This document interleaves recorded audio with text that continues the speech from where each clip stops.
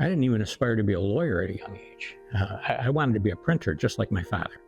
And I thought that I would do that until I got into high school and then college. And my dad explained to me that printing was a dying business, so I had to find something else. And when I was in college, I developed a love for history and subjects like that. And so I took the LSATs once, did well, got into a good law school, and the rest is history. But no, I didn't even think about being a judge. That wasn't even on the radar screen until after law school. It's the best job in the world. It's the best job I can imagine. I mean, there's nothing that I would trade this job for. It's an important job, especially today. I get to work with brilliant law clerks from all over the country who, for some reason, have the bad judgment to want to work for me.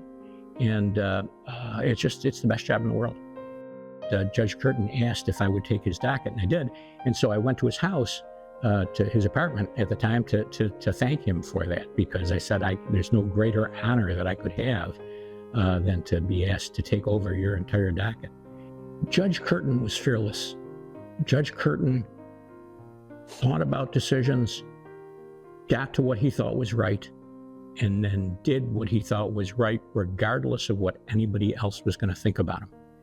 He understood, as well as anybody I've ever met, the job of a federal judge.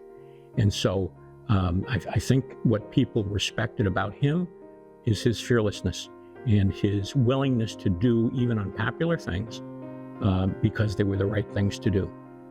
Well, I think that there are sentiments in society today that judges are political, and we're not. At least I'm not, and I don't think anybody else in this courthouse or this district are political in any way.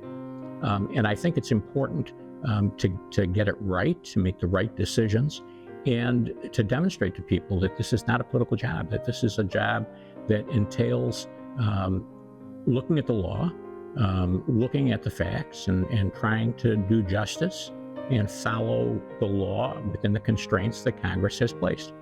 And so I think it's important to send that message. I think it's also important to protect concepts like due process that have been eroded recently, I think, with respect to immigrants.